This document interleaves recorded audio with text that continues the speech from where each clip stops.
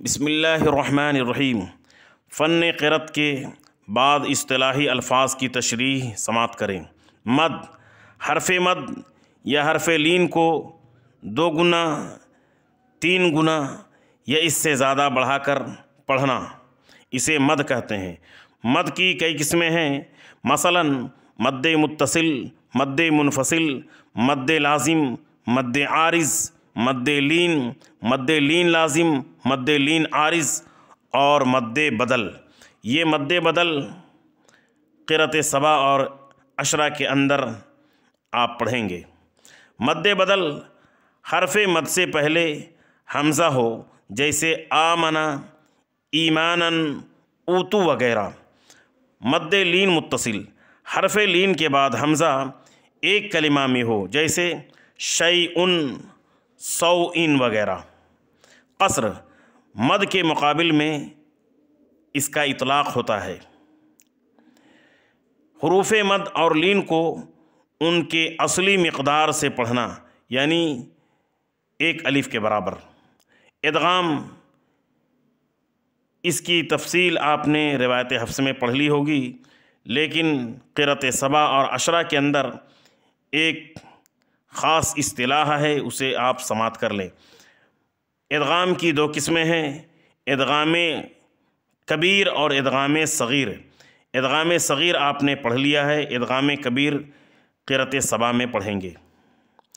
ادغام کرتے وقت اگر مدغم پہلے سے ساکن ہو تو اسے ادغام صغیر کہتے ہیں، اور اگر مدغم متحرک حرف ہو پھر اس کو ساکن کر کے مدغم فیہ میں ادغام کیا جائے تو اس کو ادغام کبیر کہتے ہیں۔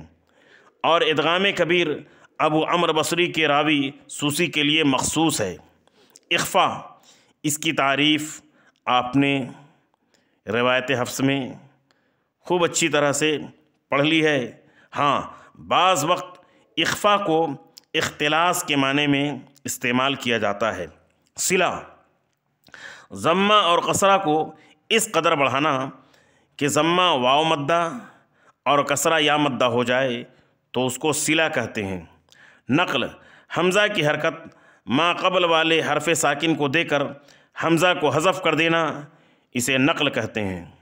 تثلیث، قصر، توسط اور طول کو مد بدل میں جمع کرنا، یعنی آمنو ہے تو آمنو، آمنو، آمنو، اس طرح سے قصر، توسط، طول کرتے ہیں۔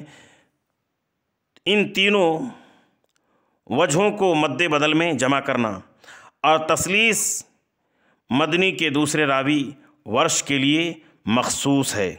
امالہ، امالہ یعنی الف کو یا کی طرف اور فتحہ کو کسرہ کی طرف مائل کرنا اور جھکا کر پڑھنا۔ امالہ کی 2 قسمیں ہیں، امالہ کبریٰ اور امالہ صغریٰ۔ امالہ کبریٰ الف کو یا کی طرف اور فتحہ کو کسرہ کی طرف اس قدر مائل کرنا کہ یا اور کسرہ کا غلبہ ہو جائے، یا اور کسرہ کا غلبہ ہو جائے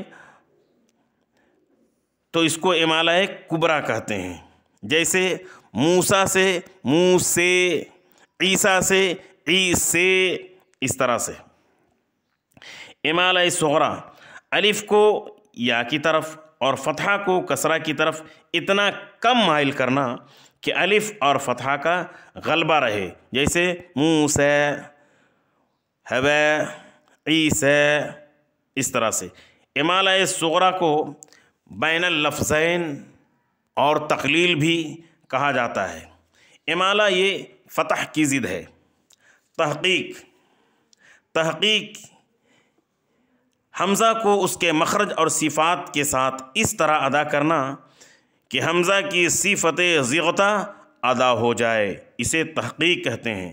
جیسا کہ روایت حفص میں آپ نے اعجمیٌ وغیرہ میں پڑھا ہے تسہیل اور تحقیق۔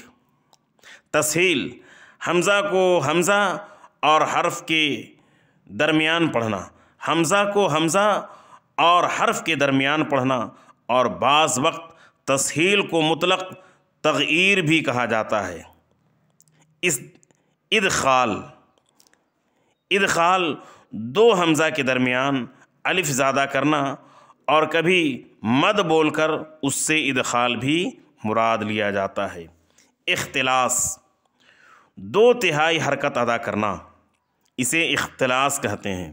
روم، ایک تہائی ضمہ اور کسرہ ادا کرنا، ایک تہائی ضمہ اور کسرہ ادا کرنا۔ روم کسرہ اور ضمہ میں ہوتا ہے، آپ نے روایت حفص میں پڑھا ہے، اس لیے کہا جا رہا ہے کہ ایک تہائی ضمہ اور کسرہ ادا کرنا۔ اشمام، اشمام کبھی حرف میں ہوتا ہے اور کبھی حرکت میں ہوتا ہے۔ حرف میں ہونے کا مطلب یہ ہے کہ کسی حرف میں دوسرے حرف کی بو پیدا کرنا، مثلاً صراط میں صاد کو زا کی بو دے کر پڑھنا، جیسے صراط کو زیروت۔ اور حرکت میں ہونے کا مطلب یہ ہے کہ پیش والے حرف کو ساکن کر کے ہونٹوں سے پیش کی طرف اشارہ کرنا، اور کبھی کسرہ میں پیش ملا کر پڑھنے کو بھی اشمام کہتے ہیں۔ مثلاً قیلہ کو قیلہ، یعنی قاف کے کسرہ کو پیش کی بو دے کر پڑھنا۔ یائے اضافت، یائے متکلم کو کہا جاتا ہے۔ یہ یا کلمہ کے آخر میں ہوتی ہے، چاہے اسم کے ساتھ ہو جیسے سبیلی، یا فعل کے ساتھ ہو جیسے یدعوننی، یا حرف کے ساتھ ہو جیسے انی۔ یائے زائدہ، جو یا لکھی نہ ہو لیکن اس کے معنی لیے جائیں، یہ بھی آخر کلمہ میں ہوتی ہے اور صرف فعل کے ساتھ ہوتی ہے، جیسے فرحبونی۔ نون کا کسرہ بتا رہی ہے کہ یہاں سے یا محذوف ہے۔ قرأت کے ارکان 3 ہیں، یہ بھی سماعت کر لیں۔ نمبر 1، قواعد نحویہ کی مطابقت۔ نمبر 2، رسم الخط کی موافقت۔ نمبر 3، اسناد صحیحہ متصلہ کی مطابقت۔ بعض متاخرین کے نزدیک روایت کا متواتر ہونا بھی شرط ہے۔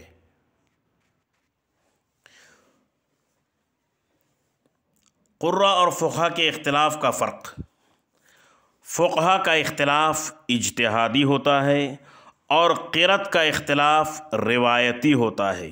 اسی وجہ سے فقہا کی وجوہ اختلافی میں سے نفس الامر میں ایک حق اور ثواب ہے، اور ہر مذہب دوسرے کی نسبت سے صواب ہے مگر خطا کا احتمال رکھتا ہے، اور قرأت کی وجوہ اختلافی میں سے نفس الامر میں ہر ایک صواب، حق، منزل من اللہ، قرآن مجید اور کلام اللہ ہے جس پر ہم ایمان رکھتے ہیں۔ انتساب قراء و روات و طریق۔ اختلاف قرأت کی نسبت قاری کی طرف ہو تو قرأت، راوی کی طرف ہو تو روایت، راوی کے شاگرد کی طرف ہو تو طریق کہا جاتا ہے۔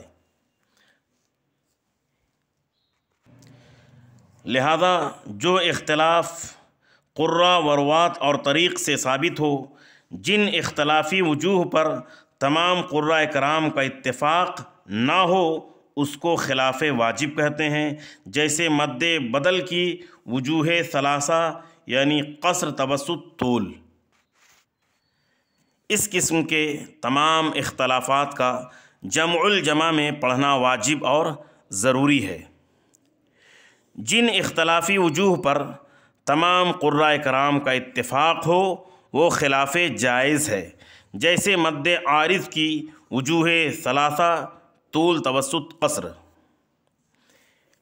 اس قسم میں یعنی خلاف جائز میں کسی ایک وجہ کا پڑھ لینا کافی ہے، بلکہ تمام وجوہ کا جمع کرنا معیوب ہے۔ البتہ افہام و تفہیم کے لیے ہو تو کوئی مضائقہ نہیں۔